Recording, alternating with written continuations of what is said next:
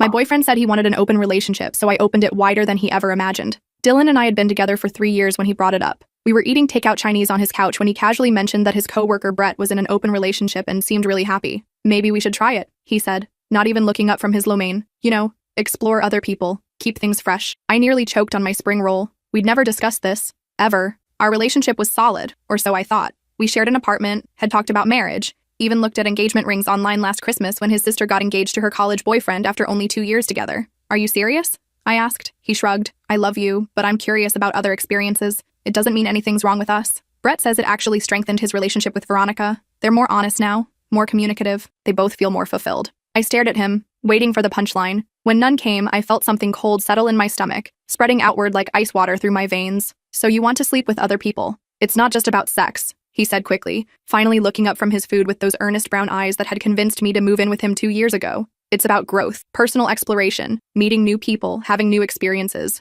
Lots of couples do this, and it actually strengthens their relationship. We've been together since college. Don't you ever wonder what else is out there? I could tell he'd rehearsed this speech, probably with Brett during their lunch breaks at the marketing firm where they both worked, maybe even with the mysterious other women he was already thinking about, already imagining himself with. I don't wonder about other people, I said honestly. I'm happy with what we have. I thought you were too. His face fell slightly. Like that wasn't the answer he'd been hoping for. Like he'd expected me to jump at the chance to sleep with strangers. Come on, he said, reaching across the coffee table to touch my hand with fingers that smelled like soy sauce and ambition. Don't you want to experience everything life has to offer? We're still young. This could be really good for us. Relationship experts say that couples who explore together stay together. The way he said it made it clear this wasn't really a discussion. It was a notification of a decision he'd already made, probably weeks ago while I was busy planning our summer vacation and thinking about which flowers I wanted at our eventual wedding. I need time to think about this, I said. Of course, he replied, but there was impatience in his voice. Take all the time you need. Just don't take too long, okay? Life is short. That night, I lay awake staring at the ceiling while he slept soundly beside me, already dreaming of his new adventures.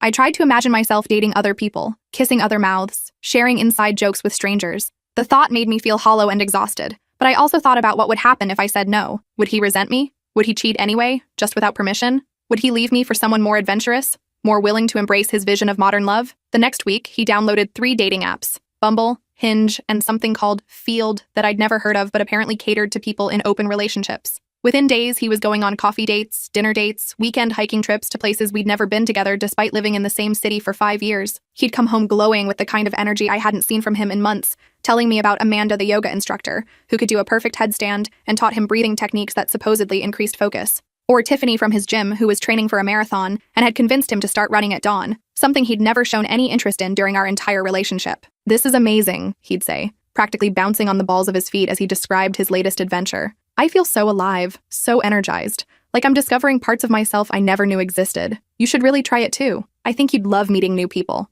You're so good with people. You'd probably have amazing dates. But I wasn't interested in dating anyone else. I was too busy watching the man I loved become a complete stranger who happened to share my bed and split the electric bill. He started working out obsessively, following some intense CrossFit program he'd learned from one of his dates. He bought an entirely new wardrobe, expensive button-downs from brands I'd never heard of, and designer jeans that cost more than my monthly grocery budget. He got a different haircut at a trendy salon downtown, the kind of place that served craft cocktails while you waited and charged $200 for what used to cost $30 at the barbershop near our apartment. The new style made him look like every other guy on Instagram, all sharp angles and carefully styled waves that took him 45 minutes every morning to perfect. He'd disappear for entire weekends and return with stories I didn't want to hear about wine tastings in Napa Valley with a sommelier named Jasmine, or art gallery openings in the Mission District with a painter called River, who apparently only worked in shades of blue. These were hiking trails and restaurants and cultural events I'd never seen despite living here for 5 years, places that had always been available to us but that he'd only discovered now that he was exploring them with other women. You should come with me sometime, he'd say about these adventures. But we both knew he didn't mean it. These were his new experiences, his personal growth opportunities, his journey of self-discovery. I was just the home base he returned to when he needed to do laundry and sleep in a familiar bed. Our conversations became stilted and awkward, like we were roommates who'd been randomly assigned to live together rather than partners who'd chosen each other. He'd check his phone constantly during our few remaining dinners together, grinning at messages from his parade of dates, his face lighting up in ways it hadn't for me in months. When I tried to talk about my day at the dental office where I worked as an administrative assistant or our future plans, the vacation to Europe we'd been saving for, the dog we'd talked about adopting, the possibility of buying a house together, his eyes would glaze over like I was speaking a foreign language he'd never bothered to learn. You seem jealous, he'd say whenever I got quiet during these conversations. I thought you were okay with this. You said you understood what we were doing here. I said I'd try. I corrected. That's not the same thing as being okay with it. Well, Maybe you should actually try instead of just sitting here feeling sorry for yourself, he'd snap, then immediately soften his voice like he was talking to a child having a tantrum. I'm sorry. I didn't mean to sound harsh. I just think you'd be happier if you put yourself out there too. This doesn't have to be something that happens to you. It can be something you choose for yourself. But I didn't want to choose it. I wanted to choose him, the way I'd been choosing him every day for 3 years. I wanted him to choose me back. I was dying inside, but I'd agreed to try this arrangement. What right did I have to complain now? What right did I have to change my mind just because the reality was more painful than I'd imagined? Then I found the group chat. He'd left his laptop open on the kitchen counter while he went to shower after a particularly intense workout with his latest fitness-focused date, and there it was. Messages between him, Brett, and 2 other guys I'd never heard of but who apparently worked in their company's satellite offices. They called themselves the Freedom Squad and rated their dates like a fantasy football league, complete with scoring systems and weekly rankings. They shared photos, actual photos of the women they were seeing, often taken without permission during intimate moments, and discussed strategies for juggling multiple relationships without anyone getting too attached or demanding too much time. Brett had written, Victoria's been crying every night, but she won't admit she hates this whole thing. Women are so dramatic about everything. She keeps asking when we can go back to being exclusive, but why would I want to limit myself now that I know what's out there? Another guy, someone named Kevin, who apparently worked in their Portland office, responded, at least yours is trying to date other people. Mine just sits at home like a sad puppy waiting for me to come back. It's honestly pathetic. She won't even make profiles on the apps. I think she's hoping I'll get bored and give up. Dylan had written, mine's being so cool about it. Honestly, didn't think she'd be this chill when I first brought it up. Makes everything so much easier when they don't make a big deal about it or try to guilt trip you. The response from Brett made my blood boil. Dude, you hit the jackpot with that one. Most girls would have lost their minds by now and started throwing ultimatums around. Victoria keeps asking when we can be exclusive again, like this is just some phase I'm going through. Dylan replied, I know, right? Sometimes I think she doesn't even care what I do. Like, 0 jealousy, 0 possessiveness. It's actually kind of weird. Makes me wonder if she's even that into me anymore, or if she's just checked out mentally. Kevin chimed in, maybe she's already planning her exit strategy. Some people just shut down instead of fighting. Could be that she's looking for her own place and just hasn't told you yet. No way, Dylan wrote. She's not that type. She's just really secure and confident. It's refreshing, actually. No drama, no tears, no begging me to stop seeing other people. I can do whatever I want and come home to stability. It's like having the best of both worlds. Brett responded,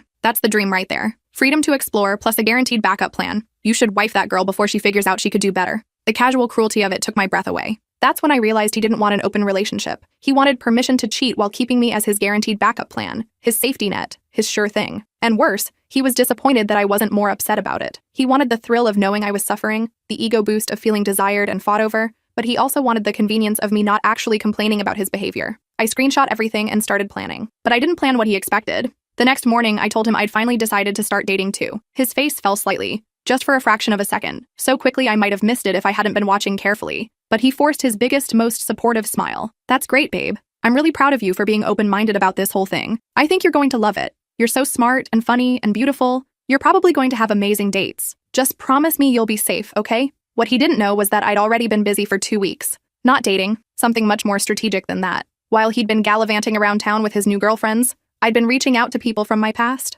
My college roommate, who double majored in business and pre-law, was now a successful corporate attorney at a prestigious downtown firm that handled mergers and acquisitions for Fortune 500 companies. My high school lab partner, who'd always been brilliant with chemistry and biology, had become a pediatric surgeon at the Children's Hospital, the kind of doctor who saved lives before most people finished their morning coffee. My cousin's friend from art school owned a chain of trendy farm-to-table restaurants that were always packed with waiting lists, stretching weeks into the future. My former boss from my junior year internship at a small nonprofit had parlayed that experience into becoming a tech executive at a startup that had just gone public and made headlines for their innovative approach to sustainable technology. I wasn't looking for dates. I was building a network, cultivating relationships that could actually lead somewhere meaningful instead of just temporary excitement. For 3 years, I'd been Dylan's girlfriend first and my own person second. I'd stayed within his social circle because it was easier than building my own. I'd attended his work events as the perfect +1, making small talk with his colleagues' wives and girlfriends while the men discussed quarterly reports and promotional opportunities. I'd supported his career goals while putting my own dreams on the back burner, turning down job opportunities that would have required travel because he said long distance would be too hard on our relationship. I'd skip networking events and professional development workshops because he wanted me home for dinner, available when he needed emotional support or someone to listen to his work frustrations. I'd made myself smaller and smaller to fit into his life more conveniently, shrinking my ambitions until they took up no more space than the corner of our shared bedroom where I kept my laptop and the few art supplies I still used occasionally. But I had my own dreams, goals I'd been nurturing in secret for years. I'd always wanted to start my own photography business, specializing in corporate headshots and small business marketing. I'd been taking online courses in my spare time, advanced lighting techniques, business development, client relations, digital marketing, and building a portfolio in secret. waiting for the right moment to make my move. Dylan's open relationship gave me that moment, that permission to prioritize myself for the first time in years. I started by reaching out to my former boss, Elena. She remembered me fondly from my internship and was thrilled to hear about my photography aspirations. She'd always known I had an artistic eye, she said, and had wondered why I'd never pursued it professionally. Within a week, she'd introduced me to 6 different executives who needed professional headshots for their company websites, LinkedIn profiles, and upcoming annual reports. Corporate photography was a world I'd never considered, but it turned out to be incredibly lucrative and creatively fulfilling in ways I hadn't expected. My college roommate connected me with her law firm, which was undergoing a complete rebranding after a major merger and needed new photos for their website, marketing materials, and partnership announcements. The partners were willing to pay premium rates for someone who could make lawyers look approachable and trustworthy rather than intimidating. The pediatric surgeon introduced me to a medical practice that wanted to modernize their image with fresh, approachable photos that would make nervous parents feel more comfortable bringing their children in for treatment. Healthcare photography required a delicate touch. Professional but warm, confident but caring. The restaurant owner needed food photography for his new locations, plus headshots of his management team for the company website and promotional materials. Food photography was an entirely different skill set, but one that challenged me creatively and paid extremely well. Within a month, I had more business than I could handle working nights and weekends around my day job. Word spread quickly through professional networks. Good photographers who understood business needs were apparently harder to find than I'd realized. I quit my dead-end administrative position at the dental office and rented a small studio space in the Arts District downtown. The neighborhood was full of creative professionals and small businesses, exactly the kind of environment where I could thrive. I bought professional equipment with the money I'd been secretly saving in an account Dylan didn't know about, money I'd been setting aside from freelance graphic design work I did on the side, small projects for friends and family that had slowly built into a decent supplemental income. Dylan was so busy with his rotation of dates that he barely noticed I was working 16-hour days building my empire from the ground up. When he asked about my schedule, I told him I was finally embracing the open relationship lifestyle he'd been encouraging. "Oh, who are you seeing?" he'd ask, trying to sound casual while clearly fishing for details he could share with the Freedom Squad during their weekly rankings and reviews. Just keeping my options open, I'd say with a mysterious smile that I'd practiced in the mirror until it looked natural. Meeting lots of interesting people. You were right about this whole thing. It's really energizing to put yourself out there. It wasn't technically a lie. I was meeting interesting people every single day. They just happened to be clients rather than romantic interests. Business owners, executives, medical professionals, legal experts, people who were building empires and changing the world in ways both large and small. But Dylan didn't need to know the specifics of my social life any more than I needed to know the intimate details of his dates with Amanda and Tiffany and the rotating cast of women who apparently found his newfound confidence irresistible. As my business grew, so did my confidence. I invested in a professional wardrobe, sleek blazers, and well-tailored pants that made me look like someone who belonged in corporate boardrooms and high-level meetings. I got my hair cut and styled by someone who actually knew what they were doing, a stylist who understood that I needed to look polished and professional rather than just pretty. I started carrying myself differently, walking taller, speaking with more authority, making eye contact during conversations instead of deferring to whoever seemed most important in the room. I was no longer the sad, overlooked girlfriend waiting at home for scraps of attention and validation. I was a successful entrepreneur building something meaningful, something that belonged entirely to me. Dylan began to get suspicious when I started coming home later than he did, sometimes not until 10 or 11 p.m. on weeknights. "Where were you tonight?" he'd ask, trying to sound nonchalant, but failing miserably. His voice had an edge of something I'd never heard before, uncertainty, maybe even jealousy. "Business dinner," I'd say, showing him photos of the beautiful restaurant where I'd photographed a client's anniversary party, or the elegant hotel where I'd done headshots for a tech company's entire executive team. The photos looked sophisticated, expensive, like the kind of events people attended when they were successful and important. His jaw would tighten slightly, but he couldn't complain without sounding hypocritical. After all, he'd been the one pushing for this open relationship. He'd been the one telling me to get out there and experience new things, meet new people, embrace all that life had to offer. The first crack in his confidence came when I started getting flowers delivered to our apartment, not from secret admirers, from grateful clients whose photos had helped them land new jobs, close major deals, or launch successful marketing campaigns. But Dylan didn't know that, and I saw no reason to clarify. "Someone sent you flowers?" he asked, examining the elegant arrangement and the card that simply said, "Thank you for capturing exactly what we needed. Your work exceeded all our expectations. You're incredibly talented. Just someone I've been spending time with," I said casually, arranging the flowers in a vase without meeting his eyes. "They're very thoughtful, very generous." I watched him struggle with emotions he'd never had to deal with before during our entire relationship. Jealousy, uncertainty, the fear that maybe he wasn't the center of my universe anymore, that maybe I had options and opportunities that didn't revolve around him. Are you serious about this person?" he asked, and I could hear the vulnerability underneath his casual tone. "I'm serious about a lot of things these days," I replied, which was completely true. I was serious about my business, my future, my independence, my refusal to ever again make myself small for someone else's comfort. The breaking point came 3 months after his open relationship declaration. Dylan arrived home from a weekend trip with Amanda to find me getting ready for what he assumed was a romantic date.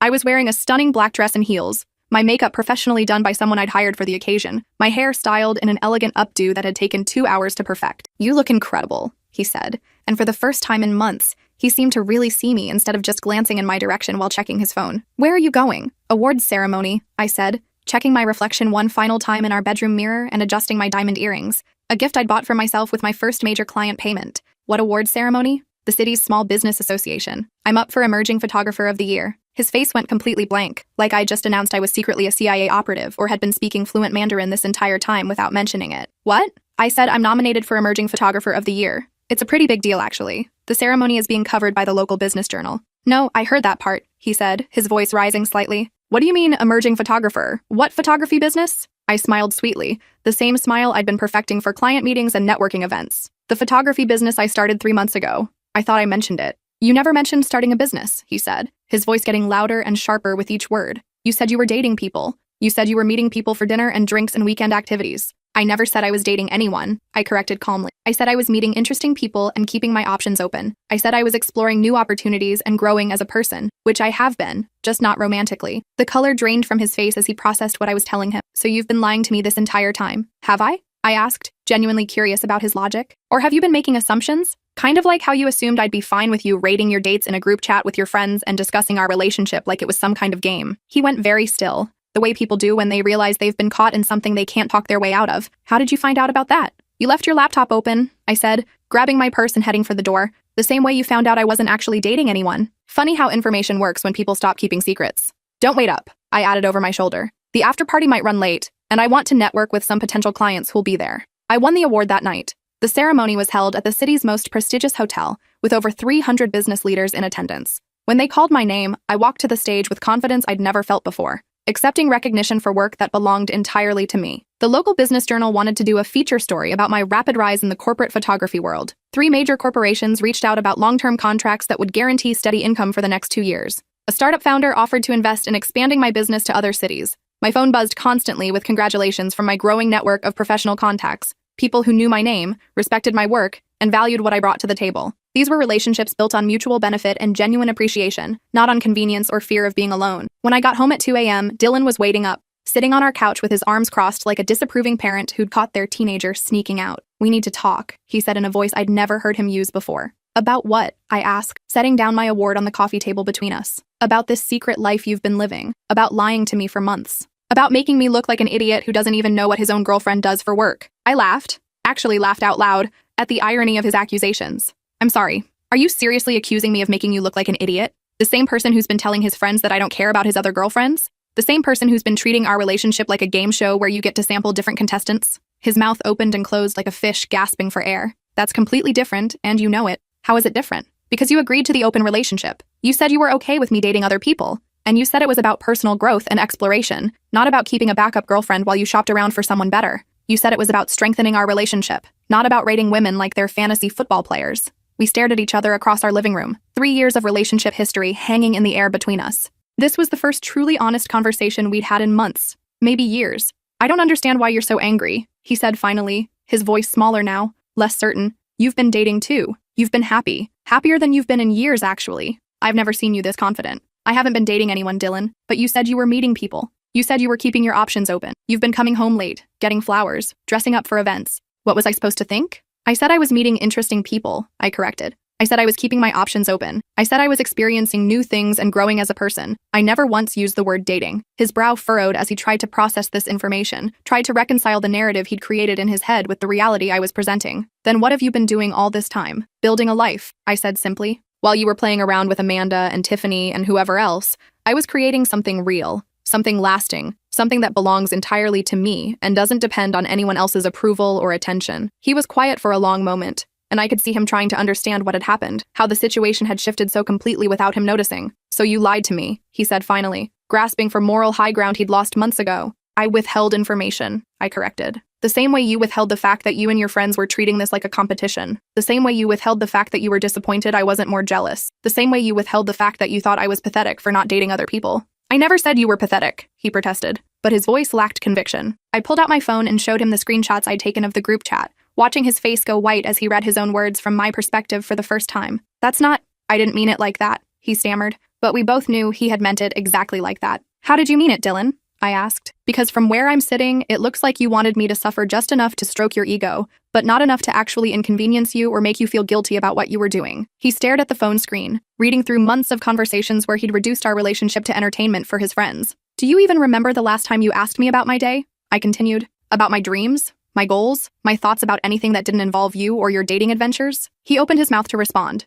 then closed it again when he realized he couldn't remember. 3 months ago, you wanted to open our relationship, I said. So I opened mine too. I opened it to new possibilities, new opportunities, new ways of being in the world. I opened it to a version of myself that doesn't revolve around being your safety net or your fallback option. But I love you, he said. And for the first time in months, he sounded vulnerable instead of entitled. This whole thing was supposed to bring us closer together. It was supposed to make us appreciate each other more. I loved you too, I said softly. But somewhere along the way, you stopped loving me back. You just got comfortable having me around, knowing I'd be here no matter what you did or how you treated me. The next morning, I packed my things methodically, carefully, like I was preparing for a business trip rather than ending a 3-year relationship. Dylan watched from the doorway, occasionally offering to help, but mostly just standing there looking lost and confused. I moved into the small apartment above my studio space, a bright open loft with enormous windows and exposed brick walls that made perfect backdrops for certain types of portraits. It was mine entirely, from the lease agreement to the security deposit to the monthly rent that I paid with money I'd earned through my own work. Dylan called 17 times that first day, left a dozen voicemails that ranged from angry to pleading to confused. He sent countless texts promising to end things with all his other girlfriends immediately, swearing he'd delete the dating apps and never speak to the Freedom Squad again, begging me to come home so we could work things out properly and start over. But there was no going back to who I'd been before. I'd spent 3 years making myself smaller to fit into his life, and I wasn't willing to shrink again. 6 months later, my business had expanded beyond anything I'd imagined when I first rented that tiny studio space. I'd hired 2 other photographers as subcontractors and a full-time assistant who handled scheduling and client relations. I'd opened a second location across town in the financial district, closer to the corporate clients who were driving most of my revenue. I was booked solid through the following year, with a waiting list of potential clients and referrals coming in faster than I could handle them. Major corporations were flying me to other cities for executive portraits and annual report photography. 3 different business magazines had featured me as one of the region's most promising young entrepreneurs. I bought a house, my own house with my own money, in my own name. A small craftsman bungalow with a garden where I could grow vegetables, and a workshop where I could experiment with different lighting setups. I adopted the dog Dylan, and I had talked about getting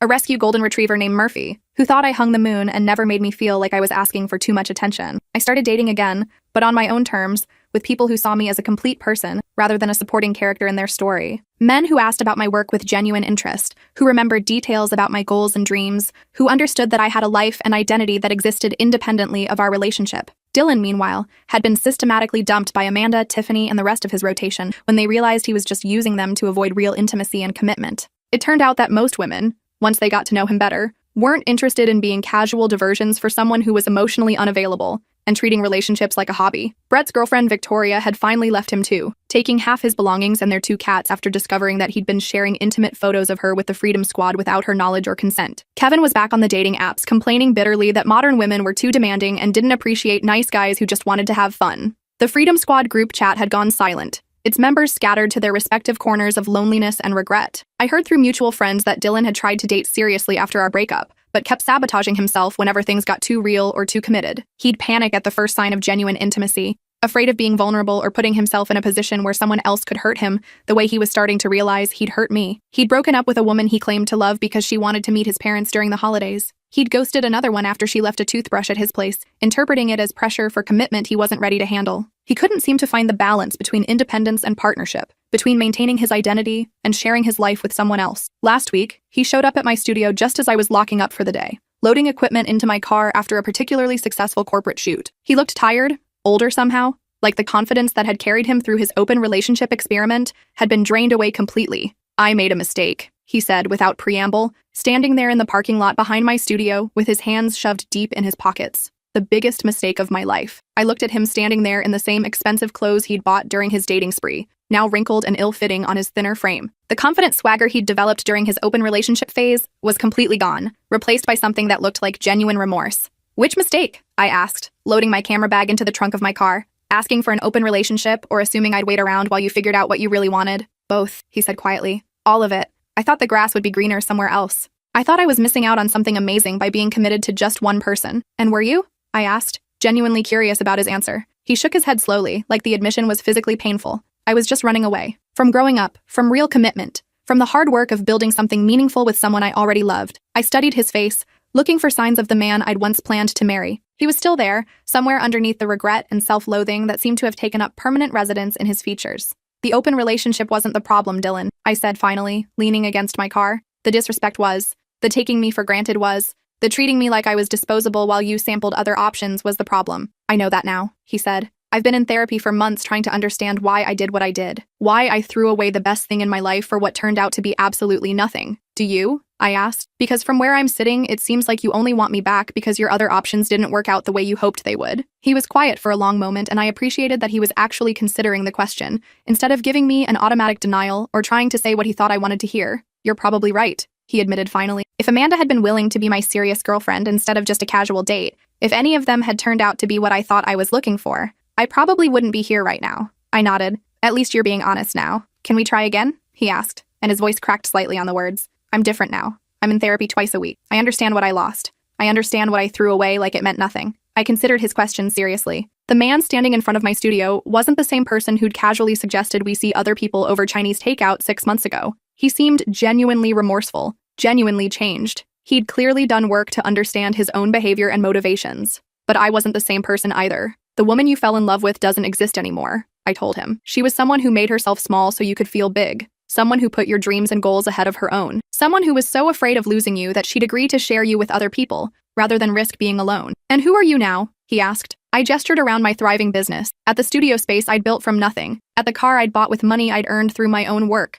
at the life I'd constructed entirely on my own terms. I'm someone who doesn't need to be chosen, I said. I'm someone who chooses herself first, every single time. I'm someone who builds her own security, instead of depending on someone else to provide it. Dylan nodded slowly, and I could see him really understanding what that meant for the first time. I'm proud of you, he said, and I could tell he meant it. This is incredible. Everything you've built, everything you've accomplished. You're amazing. You always were, but now you know it too. I always was, I replied. You just stopped noticing somewhere along the way. He left quietly after that conversation. No arguments, no pleading, no promises he couldn't keep or demands that I give him another chance he hadn't earned. Just a quiet acceptance that some things, once broken in certain ways, can't be fixed or put back together the way they were before. A month later, I heard through mutual friends that he was still in therapy, working on understanding why he'd been so afraid of real commitment and intimacy, that he'd quit the gym where he'd met most of his dates and deleted all his social media accounts, that he'd reached out to Victoria and the other women he'd hurt, not because he wanted them back, but because he genuinely understood the damage he'd done and wanted to take responsibility for it.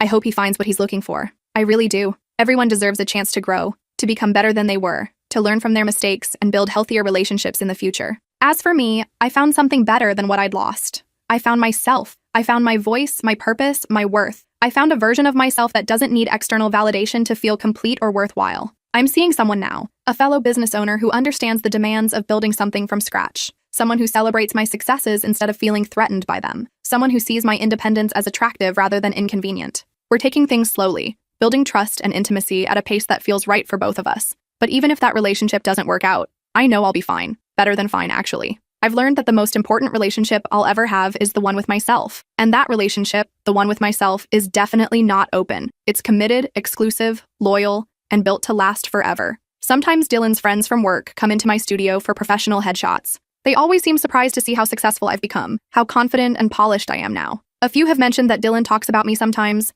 about how proud he is of what I've accomplished, how much he regrets the way things ended between us. I'm polite but professional with them. I take their photos, deliver excellent work, and send them on their way. I don't ask about Dylan, and I don't share details about my life. That chapter is closed, filed away in the part of my history that taught me important lessons but doesn't define my future. The other day I was photographing a wedding, a service I've started offering on weekends, and the bride asked me if I believed in soulmates. I told her honestly while adjusting my camera settings, but now I think the idea that there's only one perfect person for everyone is kind of limiting. I think we can build beautiful, meaningful relationships with lots of different people, depending on who we are at different stages of our lives. What about true love? She asked, smoothing her dress while her new husband waited at the altar. I think true love starts with loving yourself, I said, snapping photos of her radiant smile. Everything else is just bonus. When Dylan had asked for an open relationship, he'd been looking for something external to fill whatever emptiness he felt inside. He thought variety and novelty would make him feel more alive, more valuable, more complete. I'd opened my relationship too, but in a completely different direction. I'd opened it to possibility, to growth, to the version of myself I'd been too afraid to become while I was busy trying to be the perfect girlfriend. His openness led to emptiness.